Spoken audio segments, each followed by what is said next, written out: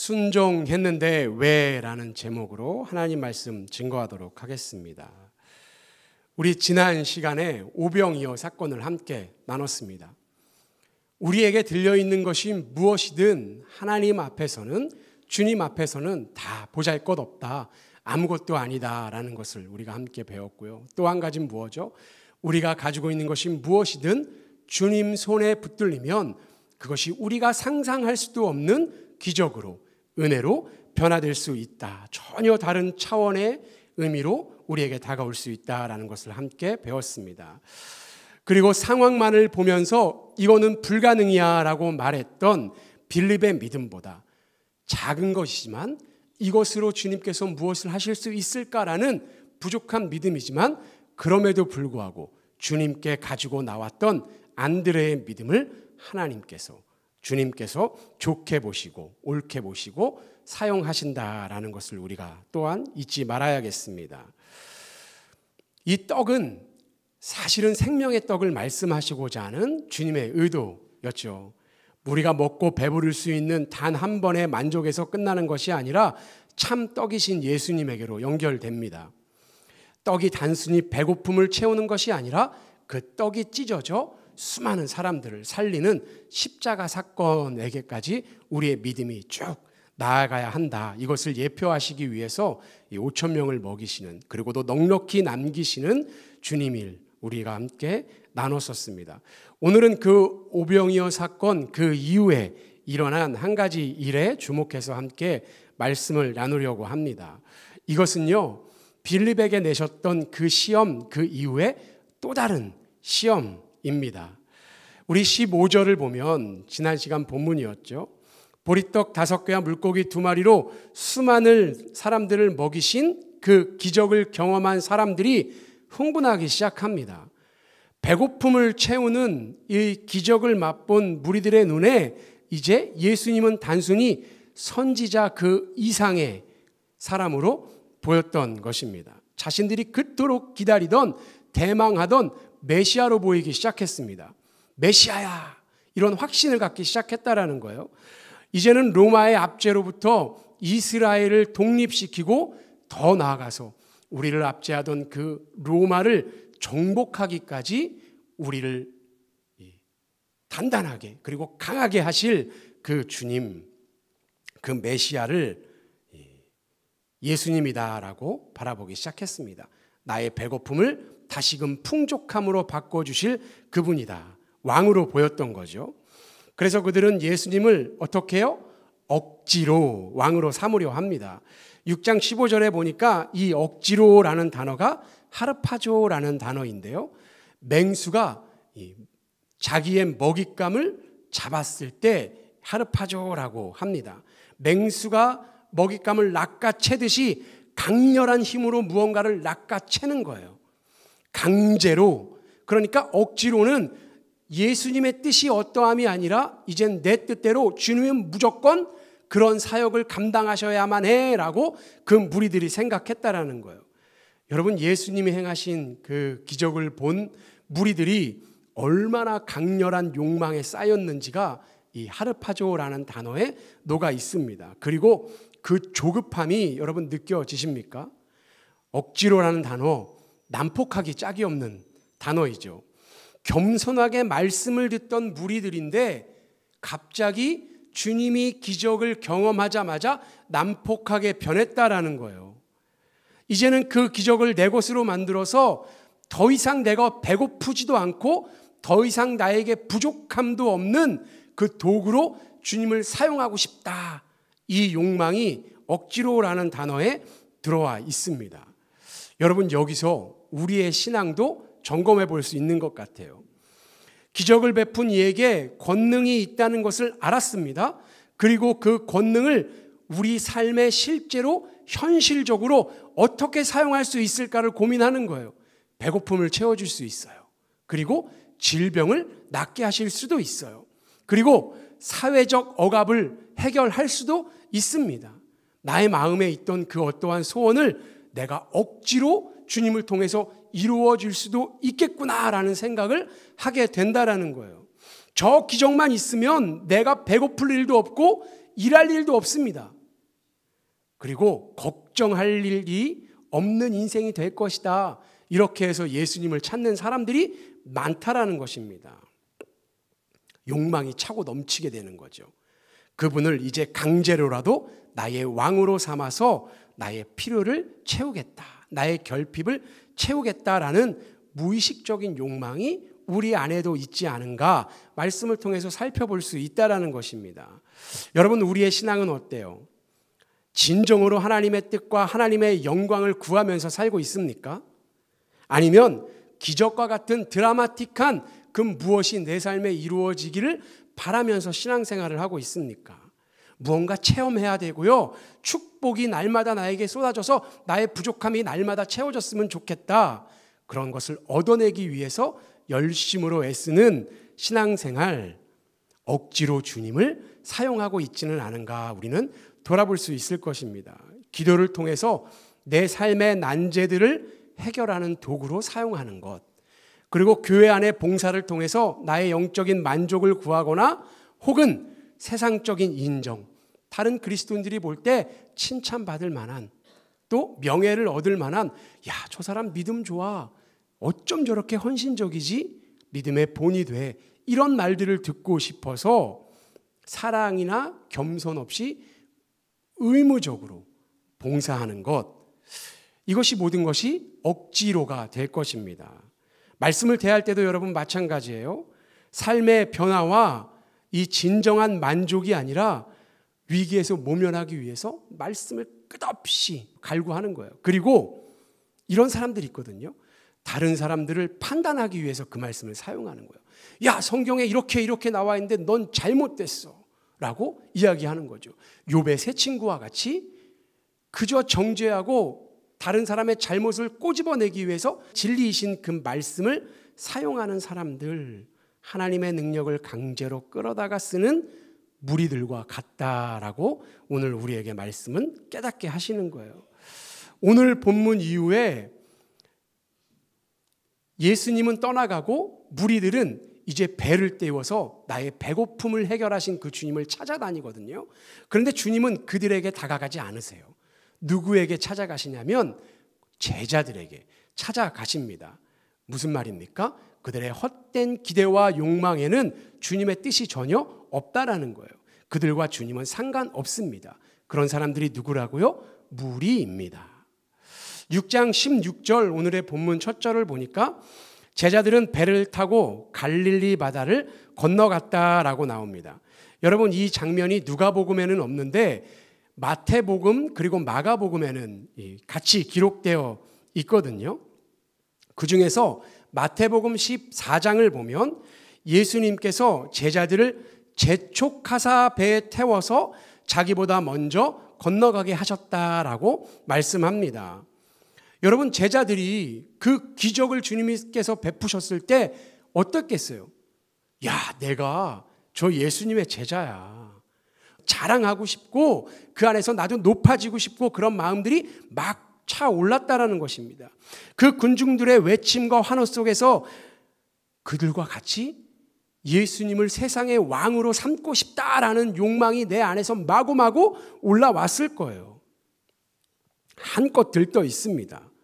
떡을 먹고 배부른 사람들 앞에서 그런 기적을 일으키시는 예수님의 제자라고 드러내고 싶겠죠. 그런데 예수님이 갑자기 재촉하시면서 야, 너네 빨리 가. 너네 빨리 배 타. 그러니까 군중들이 그럴 줄 알고 계셨다라는 거예요. 그리고 제자들을 거기서 떠나 보내십니다. 사실 제자들의 마음에도 무리들과 같은 마음이 있었을 거라는 것을 주님께서 아셨던 것이죠. 그들의 마음 가운데 이 생명의 떡이신 예수님이 나를 위해 죽으심으로 하나님의 뜻을 이룰 것이다 라는 것을 여러분 상상하고 있었을까요? 아니요, 조금 더 상상할 수 없었을 것입니다. 다만 지금은 때가 아닌가 보다 생각했을 거예요.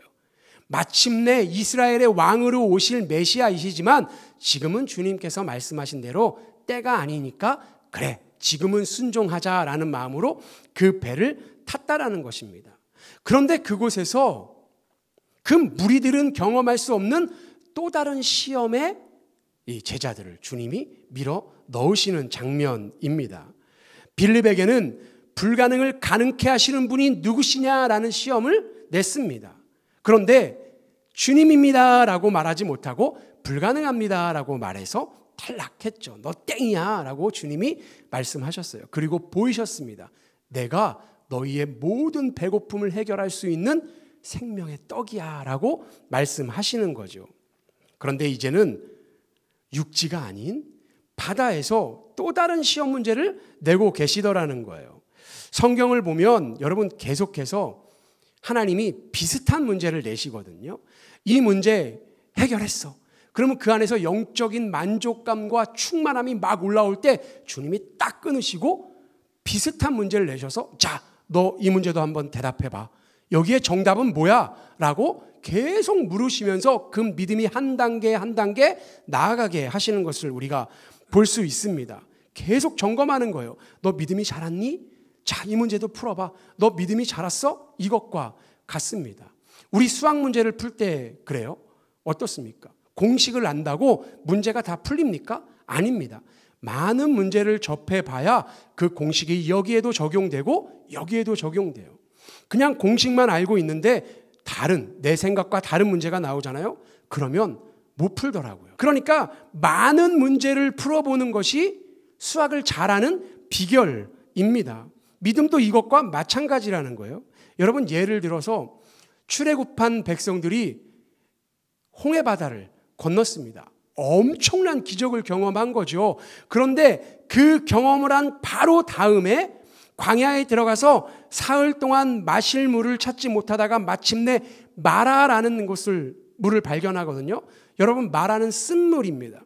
그 물이 너무 써서 마실 수 없게 된 거예요. 그러자 이내 무엇합니까? 불평하기 시작합니다. 여러분 홍해를 가르신 그 주님의 능력을 경험했다면 이 물도 하나님께서 달게 바꾸어 주실 것이다 믿으면 되거든요. 그런데 불평, 불만을 품는 거예요. 여러분 똑같은 시험 문제입니다. 거기서 주님을 의지하면 되는데 그들은 불평하고 불만했다라는 거예요. 원망합니다. 이렇게 쓴 물을 우리가 어떻게 마십니까? 모세가 하나님께 부르짖자 하나님이 한 나뭇가지를 던지게 하시죠. 그리고 그 물이 이내 달게 변합니다. 쓴 것을 단 것으로 바꾸어 주시는 하나님께서 나는 너희를 치료하는 여호와야, 여호와 라파의 이름을 주십니다. 자, 한 번 틀렸어요. 두 번 틀렸어요. 세 번째는 맞춰야 정상입니다. 그런데 광야 생활이 거의 끝나갈 때쯤에 또 물이 없습니다. 그러자 또다시 원망하더라는 거예요. 아, 이것을 주님께서 해결해 주실 거야. 우리는 주님만 붙들면 승리해. 이렇게 믿음이 자라지 않고 또 불평하는 거예요. 주님은 거기서 땡! 너네는 도저히 안 되겠다. 너네는 약속의 땅에 들어갈 저 요단강을 건널 믿음도 없어. 그래서 다 광야에서 생을 마치게 하시는 것입니다. 그 믿음으로는 여리고성을 무너뜨리는 것은 볼 것도 없고 요단강을 건널 수도 없어라고 주님께서 계속해서 그 테스트 속에서 그 믿음이 자라지 않음을 보시고서 막으셨다라는 거거든요. 여러분 오늘 본문도 광야와 바다라는 그 상황은 변했을지 모르지만 같은 시험입니다. 그 기적을 경험한 제자들에게 오병이어의 엄청난 기적을 경험한 지 불과 하루가 지나기도 전에 또다시 내 힘으로는 어쩔 수 없는 그 상황 가운데 너는 뭐라고 고백할 거야? 너는 여기서 무엇을 깨달을 수 있어? 라고 그 믿음이 작동하는지 안 하는지를 주님께서 테스트하셨다라는 거예요. 제자들은 여러분 어떤 사람들입니까? 평생을 이 바다에서 잔뼈가 굵은 사람들입니다. 노를 저어가면 야 이깟 갈릴리 호수 좀 금방 건너. 밤이면 어때? 이런 마음을 가지고서 이 배에 올랐을 것입니다. 그중에 어부 출신들이 많잖아요. 배가 휘청휘청할 때 육지에 살던 사람들은 두려워 떨림이 있을 거예요. 어쩌지? 그러면 바다 사람들이 뭐라 그래요? 야, 이 정도 가지고서 무슨 야 봐봐 괜찮아 나만 믿어. 이런 상황이 있을 수도 있습니다. 아무렇지도 않게 농담을 주고받으면서 이 바다를 건너고 있어요. 그런데 시간이 흐르면서 그 상황이 달라졌습니다. 요한복음의 표현처럼 이미 어두워졌고요. 그리고 마태복음의 묘사처럼 바람은 거슬러 불어와서 이내 풍랑이 치기 시작하는 거예요. 야, 이러다 우리가 죽겠다라는 상황까지 풍랑이 마구마구 몰아치기 시작하는 것입니다. 여기서 너의 경험을 사용해봐. 여기서 너의 지혜를 사용해봐. 할 수 있습니까? 없습니다. 왜 주님께서 빌립과 안드레에게 그런 문제를 내셨어요? 그곳 출신이었거든요. 그러니까 너의 경험과 너의 지혜와 네가 살아왔던 모든 지혜들을 다 통틀어서 네가 이 상황 속에서 무엇을 할 수 있는지 깨달아봐. 결론은 무엇이에요? 없다입니다. 할 수 있는 것이 없습니다. 여러분, 집채만한 파도가 밀려드는데 나룻배로 무엇을 할 수 있겠어요? 내가 평생 쌓아온 경험, 기술은 그 순간 아무것도 아닌 거예요. 그것을 깨달은 순간 내 자신감이 무엇으로 바뀌어요? 두려움으로 바뀝니다. 그리고 절망이 들어차기 시작하는 거예요. 여러분, 이 지점에서 우리는 우리가 신앙생활하면서 가장 근본적으로 마주치는 한 가지 질문을 마주하게 됩니다. 무엇입니까? 주님의 말씀을 따라 순종했는데 왜 이런 어려움이 우리 삶 가운데 닥치는가 하는 것입니다. 여러분, 제자들은요, 그 영광의 순간을 마다하고 주님이 배를 타고 건너라 라고 말씀하시는 그 순간 배에 올랐습니다. 그러니까 이 고난은 왜 고난이 온 거예요? 말씀에 순종해서 온 고난이라는 거예요. 왜 우리는 순종했는데 복의 형통으로 이어지지 않고 내 인생이 잘 되는 것으로 계속 이어지지 않고 고난이 찾아오고 어려움이 찾아오는가? 우리가 평생 동안 신앙생활하면서 계속해서 마주할 질문이거든요. 여러분, 내 마음대로 가다가 풍랑을 만났어요. 그러면 차라리 그래, 내가 잘못했지, 내 죄 때문이야 라고 한숨 쉬면서 그 상황을 받아들일 수 있습니다. 자책할 수 있어요. 그런데 이것은 내가 순종했는데 문제가 일어났습니다. 그러면 누구에게서 풀어야 돼요? 말씀 속에서 주님 안에서 풀어야 될 거예요. 그런데 여러분, 이 상황이 사실은 성경 속에서 계속해서 이루어지는 또 하나의 패턴입니다. 아브라함은 어때요? 말씀을 듣고 순종함으로 나아갔습니다. 그런데요, 그곳에서 기근을 만나요. 그렇지 않습니까? 우리가 이스라엘 백성도 홍해를 건너요. 그랬는데 광야가 나오는 거예요. 이게 하나님의 말씀 속에서 성경의 패턴이더라는 거예요. 오늘도 영광을 맛보았는데 또다시 주님의 말씀에 순종하는데 인생의 풍랑이 만나더라는 거예요. 그 풍랑을 만난 사람이 주님의 제자들이더라는 거예요. 왜 고난을 만나요? 왜 우리에게 고난을 주십니까? 성경은 우리에게 명확하게 이야기하죠. 그리스도의 삶 자체가 세상의 순리가 아니라 십자가를 따르는 삶이기 때문이다. 그것이 정답입니다. 여러분, 로마서 12장 2절의 말씀을 보니까 너희는 이 세대를 본받지 말고 오직 마음을 새롭게 함으로 변화를 받아 하나님의 선하시고 기뻐하시고 온전하신 뜻이 무엇인지 분별하도록 하라라고 말씀하고 있습니다. 세상의 가치관을 거슬러 흘러가니까 풍랑을 만날 수밖에 없다라는 거예요. 저항하고 마찰을 만날 수밖에 없습니다. 주님은 또 뭐라 그래요? 자기를 부인하고 자기 십자가를 지고 주님을 따르라라고 말씀하세요. 죄단 본성대로 살아가면 세상이 칭찬하거든요. 그런데 그 본성을 거부하고 예수님을 따라가기 시작하니까 본질적으로 우리는 폭풍우를 동반한 삶을 인생 가운데 살아갈 수밖에 없다라는 거예요. 우리는 물 위를 걸으신 그 예수님, 그 기적을 베푸신 예수님, 자연을 다스리신 그 예수님만 보면서 와, 대단하네. 야, 역시 예수님은 떡 한 덩이로 10,000명을 먹이시고 바다도 걸으시는 예수님이야. 이렇게 생각하고 성경을 딱 덮어버릴 수 있습니다. 그런데 우리가 진짜 폭풍 가운데서 주님을 고백하려면 우리는 예수님이 누구신가라는 질문을 우리 삶 속에서 계속해야 돼요. 내가 왜 이 고난 가운데 던져졌지라는 질문을 우리는 계속해야 됩니다. 오늘 말씀의 제목처럼 순종했는데 왜 내 삶에 이러한 어려움이 닥치는가? 그 속에서 답을 발견해야 한다는 거예요. 우리는 그냥 그렇게 이 사건이 주님이 물 위를 걸으시는 대단한 사건이라고 마무리할 수 있습니다. 그런데 여러분, 사실은요, 당시에 이 사건을 경험한 제자들은 완전히 다른 개념으로 이 말씀을 받아들일 수밖에 없었어요. 그리고 그 위에 말씀하시죠. 내니 두려워하지 말라.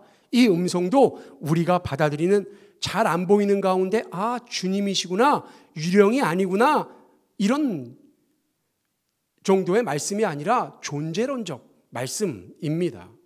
왜냐면요, 태어나면서부터 이 사람들은 구약을 배우고 율법을 배우잖아요. 그런데 구약에 보면 물 위를 걷는 것은 오직 하나님만 하실 수 있는 거거든요. 욥기 9장 8절을 보면 그는 홀로 하늘을 펴시며 바다 물결을 밟으시며 라는 말씀이 나옵니다. 히브리적 세계관에서 바다는 혼돈을 의미해요. 그 두려움의 상징인데 하나님은 그것을 밟고 다니신다. 그래서 하나님이시다라는 고백이 터져 나옵니다.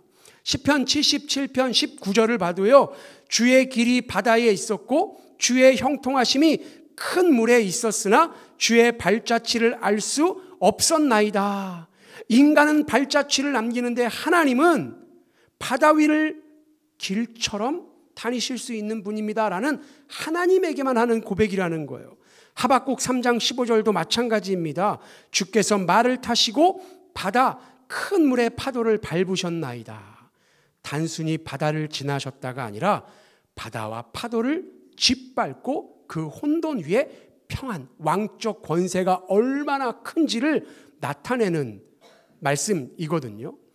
그러니까 당시 구약과 그 사상에 익숙했던 제자들에게는요, 예수님께서 풍랑을 뚫고 물 위로 걸어오시는 그 예수님을 보면서 하나님이시구나, 주님이 하나님이시구나라는 것을 직간접적으로 체험하고 깨달을 수 있게 되었다라는 거예요. 느낄 수 있게 되었다라는 거예요. 주님께서 또 다른 표적으로 그들에게 깨달음을 주고 계시는 장면이더라는 거예요. 그리고 말씀하시죠. 내니 두려워하지 말라. 이것은 에고에이미입니다. 나는 나다라는 말씀이거든요. 여러분, 이 말씀이 어디 나오죠? 모세가 출애굽하는 그 백성들에 위해서 다시금 애굽으로 들어가기 전에 떨기나무에 불붙은 하나님이 말씀하시죠. 나는 스스로 있는 자이다. 이것이 에고에이미입니다. 그러니까 태초부터 지금까지 스스로 계신 분, 창조물이 아니라 창조주이신 분, 예수님은 지금 천지를 창조하고 바람과 바다를 다스리는 그 창조주 하나님이 너희와 함께 계심을 너희가 깨닫고 고백할 수 있느냐라는 질문을 주님께서 또 다른 시험 문제로 내고 계시다라는 거예요. 여러분, 마태복음 14장 33절을 보면 베드로는 이 장면을 통해서 주님은 참으로 하나님의 아들이로소이다라는 고백으로 이어지는 것을 볼 수 있습니다. 제자들에게 주어지는 시험은 상황은 다르지만 답은 하나인 거예요. 여러분, 우리 신앙생활 몇 년 했습니까? 10년? 20년? 평생 모태신앙으로 신앙생활하고 계십니까? 그런데 날마다 그 고백이 변화되고 날마다 새롭게 하나님을 만나고 계십니까? 물 위를 걸으시는 하나님, 처음부터 끝까지 존재하시는 그 하나님이 나의 삶에 함께 하신다는 그 고백이 여러분의 삶 속에서 날마다 샘솟고 고백되어지고 있습니까? 우리가 날마다 말씀을 대하면서 그 고백이 새로워지기를 주님의 이름으로 도전합니다. 때로는 주님은 오병이어와 같은 그 넉넉함으로 우리의 삶을 채워주세요. 그러나 또 다른 때에는 풍랑 속으로 우리를 밀어넣으셔서 너 조금 더 성장해야 돼. 넌 나를 어떻게 고백할 거야? 이렇게 말씀하기도 하십니다. 중요한 것은 상황이 아니라, 모양이 아니라 모든 상황 속에서 무엇이 작동하는가? 말씀이 작동하는가? 그것입니다. 기쁠 때도 슬플 때도, 여러분, 만족감이 있을 때에도 부족할 때에도, 고요할 때에도, 풍랑이 내 삶에 몰아칠 때에도 예수님이면 됩니다 라는 고백이 우리 안에 있었으면 좋겠습니다. 고백하고 붙드는 사람이 참 제자인 줄 여러분 믿으시기 바랍니다. 우리는 상황 속에서 내 뜻대로, 때로는 왕으로, 때로는 전능자로, 때로는 내 뜻을 이루어주시는 하나님으로, 또 때로는 하나님은 영원한 나의 지존자이십니다 갈팡질팡한다라는 거예요. 그런데 주님이 시험 속에서 날마다 우리에게 깨닫기 원하시는 건 하나예요. 주님은 하나님이십니다. 그리고 그 주님을 믿는 자는 안전한 포구까지 반드시 우리를 인도하십니다. 그리고 그 끝은 지옥이 아니라 천국입니다. 여러분, 그 끝이 분명하기에 우리는 오늘도 이 시험 속에서 날마다 우리 속에, 우리 삶에 십자가를 붙드는 그 이유로 말미암아 일어나는 시험과 문제들, 어려움 속에서 여전히 같은 답, 예수님은 하나님이십니다. 그 주님이 나와 함께 계시니 나는 오늘도 안전합니다. 여러분, 베드로가 그렇게 바른 고백을 했더니 주님이 배에 올라타시고 어떻게 돼요? 안전한 폭으로 인도되었다라는 거예요. 여러분, 아무리 어려운 시험이 몰려와도 걱정하지 마세요. 왜요? 그것은 시험이기 때문입니다.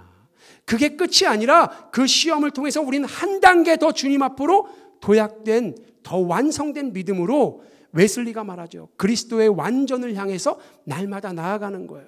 넘어져도 괜찮습니다. 왜인가? 마가복음 6장 47절 48절을 보니까 제가 세 번역으로 읽어드릴게요. 날이 저물었을 때에 제자들이 탄 배는 바다 한가운데 있었고 예수님께서는 무태 홀로 계셨다. 예수께서는 그들이 노를 젓느라고 애쓰는 것을 보셨다라고 말씀합니다. 무슨 말이에요? 주님이 시험 가운데 그냥 던져주고 어떻게 되는지 너네 마음대로 해봐, 그게 아니라 기도하시는 그 순간에도 지켜보고 계셨다라는 거예요. 우리는 시험 가운데 우리가 어떤 답을 내도 안전합니다. 우리가 주님 손 붙들고 주님 옷자락 붙들고 날마다 승리하며 살아갈 수 있는 저와 여러분이 되기를 주님의 이름으로 축원합니다. 아멘. 기도하겠습니다. 사랑과 은혜가 풍성하신 하나님 아버지, 오늘 저희가 주님의 명령에 순종하여 나아갔음에도 풍랑을 만났던 제자들의 모습을 통해 우리가 가진 모든 경험과 지혜가 무력해지는 그 절망의 순간에 주님을 향한 믿음마저 흔들릴 때가 있음을 고백합니다. 주여, 이 시간 우리가 주님의 이름 앞에 간구하오니 어둠과 두려움 속에서 우리의 배에 친히 올라앉으셔서 내니 두려워하지 말라 선포하여 주옵소서.